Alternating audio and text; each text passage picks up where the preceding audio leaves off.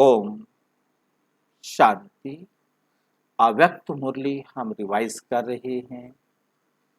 आज हम 94 अव्यक्त मुरली रिवाइज करेंगे। आज की मुरली का विषय है विजयी बनने के लिए संग्राम की शक्ति आवश्यक। युद्ध करने की क्या चाहिए? शक्ति चाहिए। और ये बाबा ने मुरली चलाई थी 18 मार्च 1971।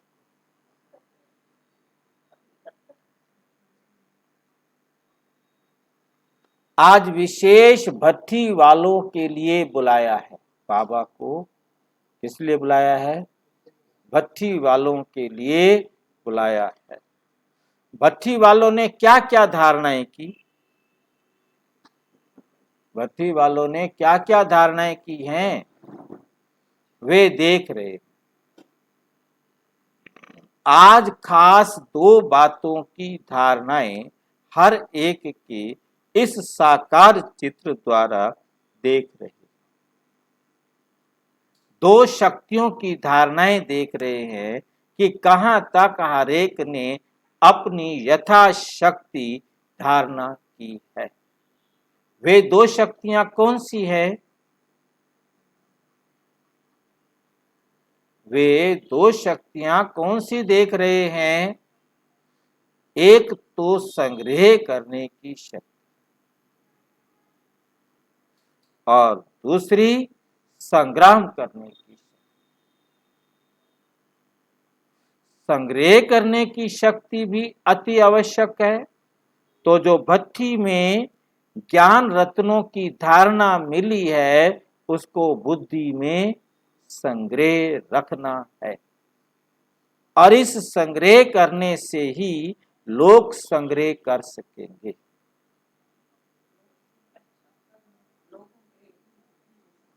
लोग संग्रह कर सकेंगे, दुनिया वाले कर सकेंगे। इसलिए संग्रह करने की और फिर संग्राम करने की शक्ति दोनों ही जरूरी है। दोनों शक्तियां धारण की हैं। दोनों में कोई की भी कमी होगी तो कमी वाला कभी भी सदा विजयी नहीं बन सकता। कमी वाला कभी भी सदा विजयी नहीं बन सकता। जिसमें जितनी संग्रह करने की शक्ति है उतनी ही संग्राम करने की भी शक्ति रहती है। दोनों शक्तियां धारण करने के लिए भट्ठी में आए हो। भट्ठी में आए हो तो शक्ति स्वरूप बने हो। भट्ठी से कौन से वरदान प्राप्त किए? भक्ति मार्ग में वरदान देते हैं ना, पुत्रवान भव, धनवान भव। लेकिन इस भट्ठी से क्या मुख्य वरदान मिला? आप भट्ठी में आए हो, यहां कौन सा वरदान मिला है आपको? शिक्षक बने व मास्टर वरदाता भी बने। शिक्षक बने हो या मास्टर वरदाता बने हो। शिक्षक और मास्टर वरदाता में अंतर होगा?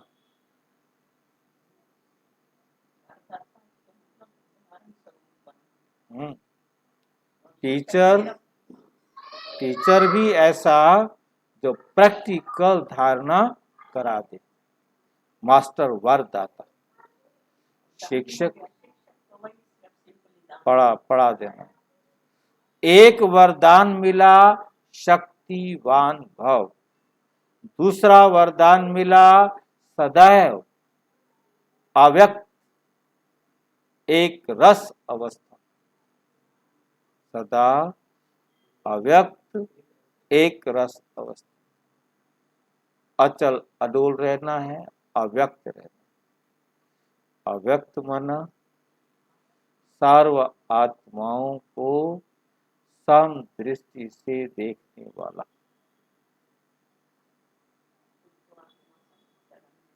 सबको आत्मा समझना, फिर समान समझना। कोई भी आत्मा अपनी नहीं, कोई भी आत्मा पराई नहीं। मतलब इस हद से ऊपर उठे तो अव्यक्त बने।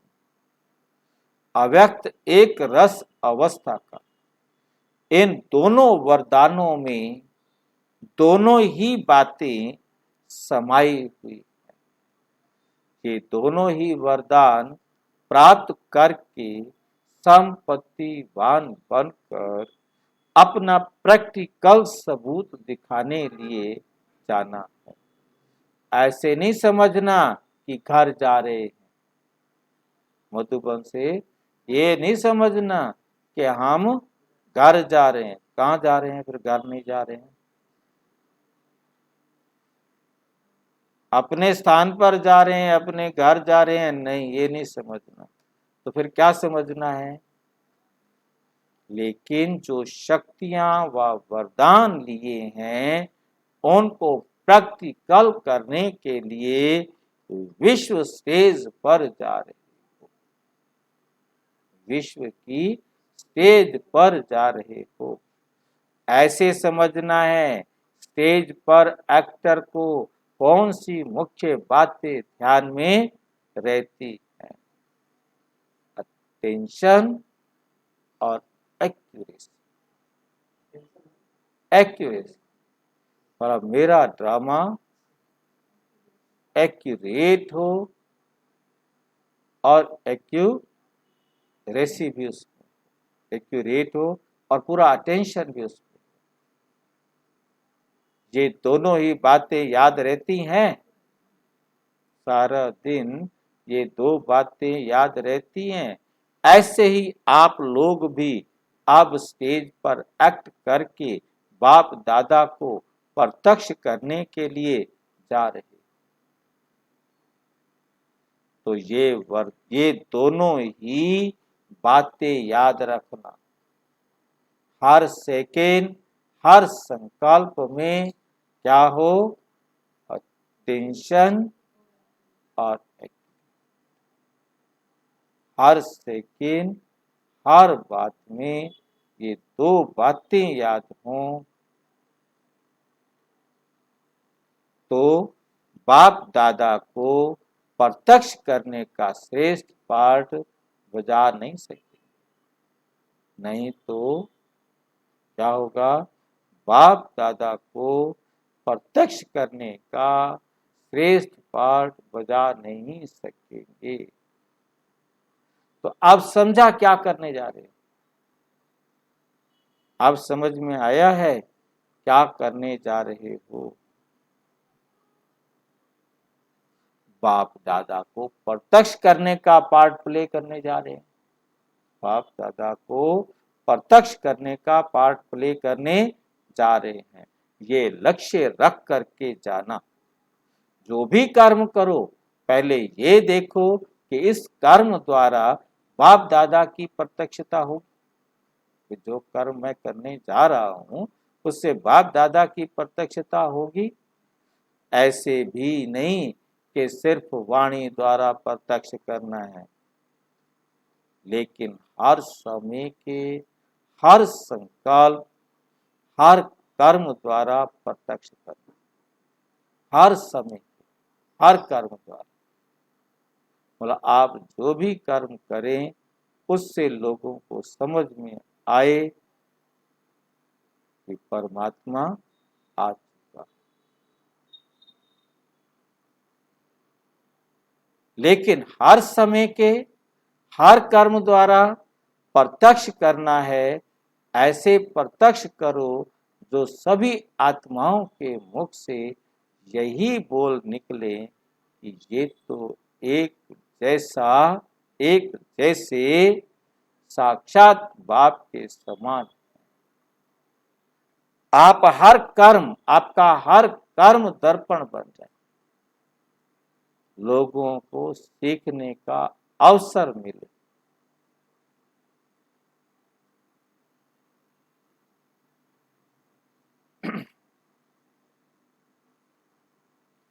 जिस दर्पण से बाप दादा के गुण और कर्तव्य का दिव्य रूप रूहानियत का साक्षात्कार हो। क्या बनना है?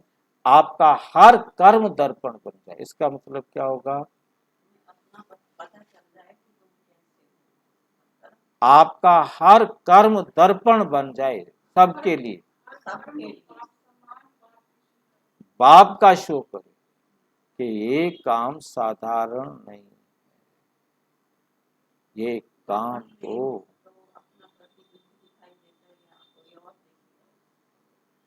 ये ना आपका हर कर्म दर्पण बन जाए, जिस दर्पण से बाप दादा के गुणों और कर्तव्यों का दिव्य रूप और रूहानियत का साक्षात्कार। सबको सबको उसमें रूहानियत का साक्षात्कार।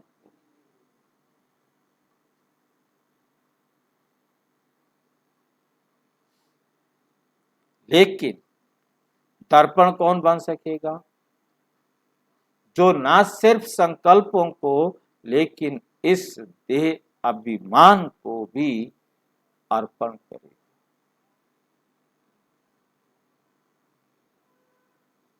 अर्पण देह अभिमान को अर्पण, जरा भी देह अभिमान ना रहे, उसका हर कर्म दर्पण बन जाता है। जैसे कोई चीज अर्पण की जाती है तो वे अर्पण की हुई चीज अपनी नहीं समझी जाती। तो इस देह के अभिमान को भी अर्पण करने से जब अपनापन मिट जाता है तो लगाव भी मिट जाता है। ऐसे समर्पण हुए हो, ऐसे समर्पण होने वालों की निशानी, ऐसे समर्पण होने वालों की निशानी क्या रहेगी? एक तो वे सदा योग युक्त होंगे, एक तो वे सदा योग युक्त, और दूसरा सदा बंधन मुक्त। सदा क्या रहेंगे? योग युक्त, दूसरा सदा बंधन मुक्त। जो योग युक्त होगा वे बंधन मुक्त जरूर होगा। योग युक्त का अर्थ ही है देह के आकर्षण से परे,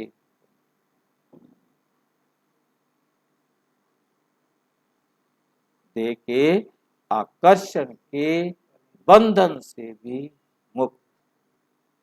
जब देह के बंधन से मुक्त हो गए तो सर्व बंधन मुक्त बन ही जाते हैं। तो समर्पण अर्थात सदा योग युक्त, सर्व संबंधी मुक्त, सर्व बंधन मुक्त, सदा योग युक्त और सर्व बंधन मुक्त। ये निशानी अपनी सदा कायम रखना। अगर कोई भी बंधन युक्त होंगे तो योग युक्त नहीं,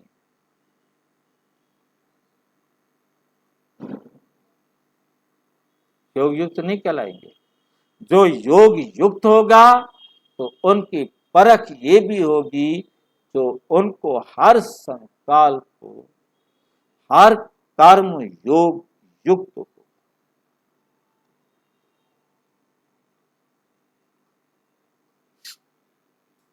क्योंकि जो भी युक्तियां सर्व प्रकार की मिली हुई हैं, उन युक्तियों की धारणाओं के कारण युक्ति युक्त और योग युक्त रहेंगे।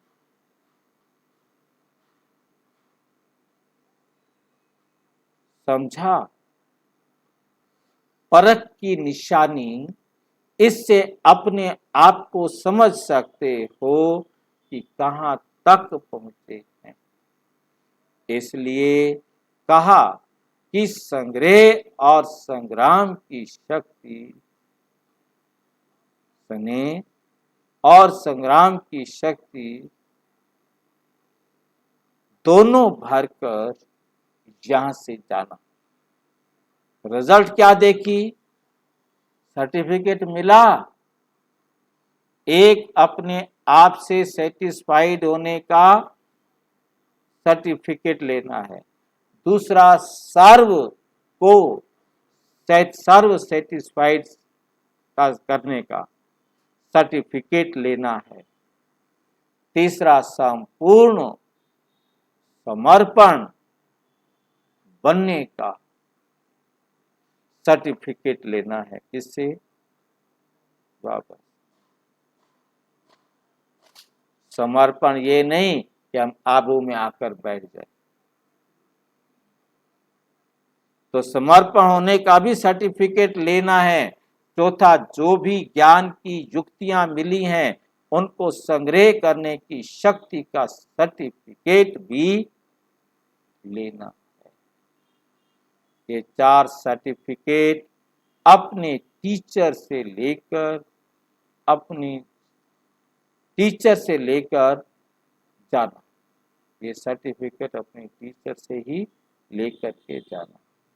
कोई बात में 100 मार्क्स भी इस ग्रुप को हैं, वे कौन सी बात है? पुरुषार्थ के भोलेपन में 100%, 100% पुरुषार्थ के भोलेपन में 100% है। ये बात समझ में आई है? पुरुषार्थ के भोलेपन में 100% है और कुछ नहीं पता आपको, बस बाकी दुनिया से भोले। पुरुषार्थ में भोलापन ही अलबेलापन है। अब ये अलग बात हो गई। पुरुषार्थ के भोलेपन में 100% है, पुरुषार्थ में भोलापन ही अलबेलापन है। और एक विशेष गुण भी है, वो ये कि सभी को अपने में परिवर्तन करने की तीव्र इच्छा जरूर है। इसलिए बाप दादा इस ग्रुप को उम्मीदवार ग्रुप समझते हैं। इस ग्रुप को क्या समझते हैं? इस ग्रुप को वे कौन सी बात है? पुरुषार्थ के भोलेपन में 100%। ये तो अलग बात है ना, सेंटेंस पूर्ण विराम लगा दिया है। पुरुषार्थ के भोलेपन में 100% है बच्चे। पुरुषार्थ में भोलापन ही अलबेलापन।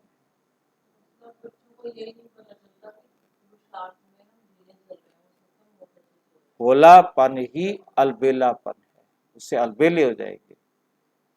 और एक विशेष गुण भी है, वे ये कि सभी को अपने में परिवर्तन करने की तीव्र इच्छा, हम अपने आप को बदलें। इसलिए बाप दादा इस ग्रुप को उम्मीदवार ग्रुप समझते हैं, लेकिन उम्मीदें तब पूरी कर सकेंगे जब सदैव नम्र चित्त होकर चले। जब सदैव नम्र चित्त होकर चले। उम्मीदवार क्वालिटी हो, लेकिन जो क्वालिटीज मिली हैं उनको धारण करते चलेंगे तो प्रत्यक्ष सबूत दे सकेंगे। बिना चले तो नहीं मिलेगा ना। जो बाबा की श्रीमत पर चलते रहेंगे तब प्रत्यक्ष सबूत दे सकेंगे। अच्छा, ज्ञान का साथ सुनने में और राज सुनने में अच्छा है। ज्ञान का साज भी सुनना है और राज भी सुनना है, सुनने में अच्छा है। लेकिन अब क्या करना है? राज युक्त बनना है। योग अच्छा है, लेकिन योग युक्त बनना है। बंधन मुक्त बनने की इच्छा है, लेकिन पहले देह अभिमान का बंधन तोड़ना है, फिर सर्व बंधन मुक्त आपे ही बन जाएंगे। समझा? अभी यही कोशिश करना सबूत मूर्त और सपूत बनना है। सबूत मूर्त भी बनना है और सपूत भी बनना।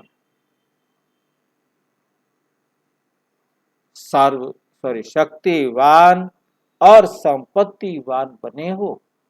फिर पूछ रहे हैं बाबा, शक्तिवान और संपत्तिवान बने हो। हर एक ने अपने आप से प्रतिज्ञा भी की है। जो प्रतिज्ञा की जाती है उसको पूर्ण करने के लिए पावर भी अवश्य इकट्ठी करेंगे। कितना भी सहन करना पड़े, कितना भी सहन करना पड़े, सामना करना पड़े, लेकिन प्रतिज्ञा को पूरा करना ही है।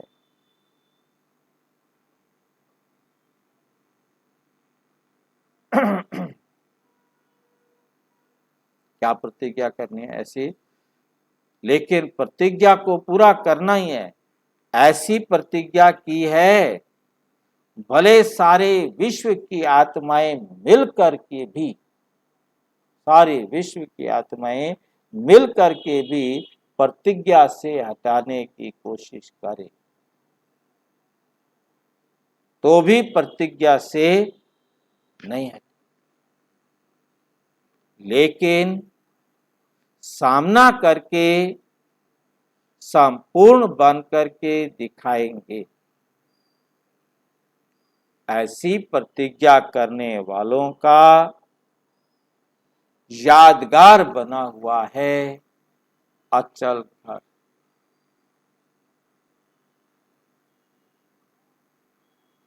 तो सदैव ये याद रखना कि जैसा हमारा यादगार है वैसा अब हमें बनना ही है।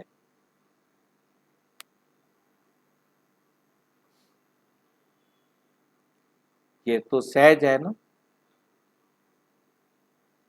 मुश्किल निशानी को याद रखने से नशा और निशाना याद रहेगा।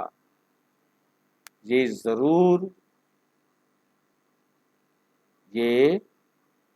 जरूर अपने को समझना है।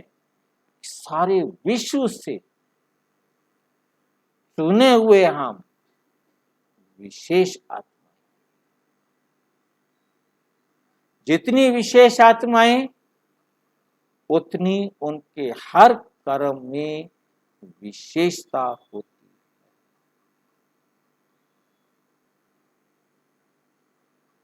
उतनी उनके हर कर्म में विशेषता होती है। विशेष आत्मा होना काम नहीं हो। सभी मधुबन निवासियों को अपने को प्रैक्टिकल विशेष आत्माएं दिखाकर अपने इस ग्रुप का नाम बाला करना है। ऐसे ही लक्ष्य रखना कि ऐसा ही लक्ष्य रखना कि कहेंगे कम लेकिन करके दिखा। आपके इस ग्रुप की ये स्टेज, ये विशेषता देखिए, अच्छी विशेषता बाबा कहते देखिए, स्टेज पर जाकर ऐसा पाठ बजाना जो सभी कहें वंस मोर, एक बार और भी करो। समझा? आपकी निमित्त टीचर आपके ग्रुप को बार बार निमंत्रण दे और ग्रुप्स को एक एग्जाम्पल बनकर दिखाना है। कोई अच्छा कर्म करते हैं तो वे बार बार याद आता है। अच्छा कर्म करते हैं तो वो बार बार याद आता है। तो ये ग्रुप भी ऐसा कमाल करके दिखाए, ऐसा कमाल करके दिखाए। अच्छा, और विस्तार से जानने के लिए विश्व में 140 देशों में प्रजापिता ब्रह्मा कुमारी ईश्वरीय विश्वविद्यालय के किसी भी सेवा केंद्र पर संपर्क करें, या कोई प्रश्न है तो 9213106986 पर केवल टेलीग्राम करें, 9650692270 पर केवल व्हाट्सएप करें, फोन नहीं। ओम शांति।